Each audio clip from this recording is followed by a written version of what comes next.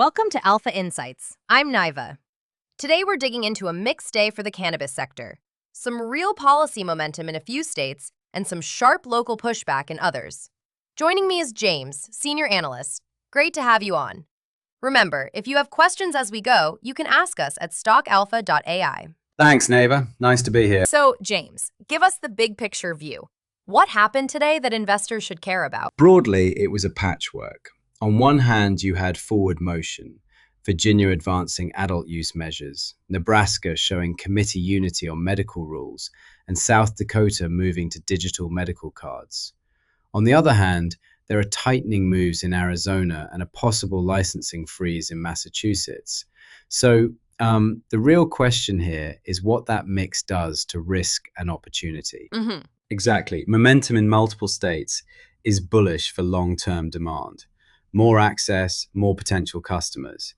But local enforcement proposals and supply pauses can hit revenues and margins in the near term. Investors need to be selective. Walk me through Virginia first. Both chambers moved bills, right? Right. The House approved one adult use bill by a 65 to 32 margin, and the Senate passed a competing bill by 21 to 19. So both chambers have voted, but now they have to reconcile the two texts. That reconciliation is the key moment. Taxes, licensing rules, and rollout timing will determine winners. So it's progress, but not a done deal. Exactly. Progress, yes. Certainty, not yet.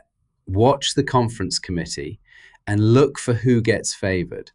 Big multi-state operators, local licensees, or a mixed model with caps.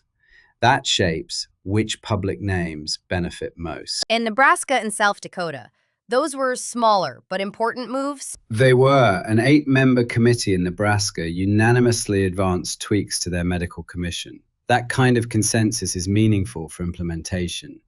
South Dakota's shift to primarily digital medical cards is an operations win. Digital cards reduce friction for patients and caregivers, which tends to increase participation over time. Interesting. Now, the headwinds are worth flagging. Arizona lawmakers introduced bills to criminalize what's called excessive marijuana smoke, even on private property. That raises enforcement risk and could complicate social consumption policy across municipalities. Wow. That's a pretty restrictive step. It is. If those kinds of nuisance-focused rules gain traction, we could see a patchwork where license sales keep growing, but consumer use is constrained in ways that affect retail traffic. And Massachusetts has a possible licensing freeze? Yes, the state set a public hearing to consider a temporary freeze on new cultivation licenses and on adding canopy. That kind of supply-side pause can tighten wholesale supply and lift prices for existing cultivators, which benefits those already in the market, but hurts anyone planning to expand. Right. So traders should expect volatility around those hearings and committee votes. Long-term investors should model two scenarios, one where access expands steadily, and one where intermittent local restrictions slow or shift growth. What about operational stuff in the industry? Anything that could move fundamentals? A couple of small but practical items. High Times launched a recruiting approach to help operators handle high applicant volumes and screening. Better hiring cuts operating costs and reduces time to fill, which matters when retail is tight. On the cultural side, and this is a lighter note, some mainstream branding like Jamaica-themed jerseys inspired by Bob Marley shows cannabis culture continuing to normalize in global marketing. Honestly, I was a bit surprised by that one. Yeah, that's a good point. For investors who want specifics, what names or instruments should they keep an eye on? Keep an eye on the main US cannabis ETF, the Advisor Shares Pure US Cannabis ETF, for sector flow signals. For individual companies, watch Trulieve, Green Thumb Industries, Curaleaf, and Tilray. Policy headlines like the ones we discussed can move those names quickly. Match your exposure to your risk tolerance. If you prefer less headline risk, consider smaller, more diversified exposures or wait for clarity on state-level outcomes? What are the immediate catalysts to watch in the next few days and weeks? Key catalysts: reconciliation in Virginia, the conference committee timeline, and any tax or licensing terms.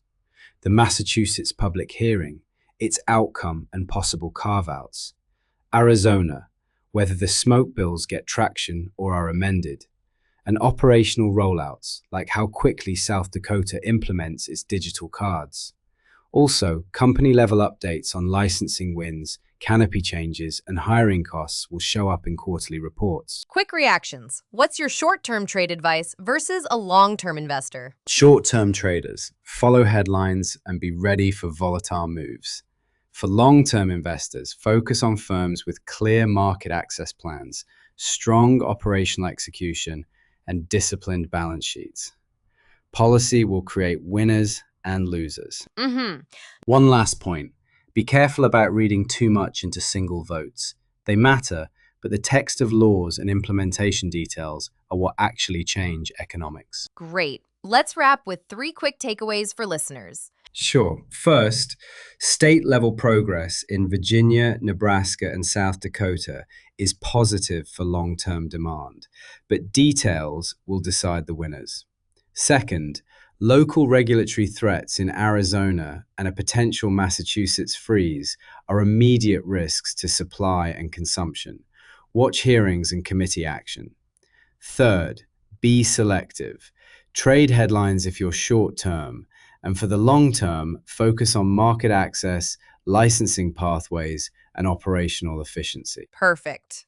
If you have questions about anything we discussed today, you can ask us directly at stockalpha.ai. We answer listener questions live.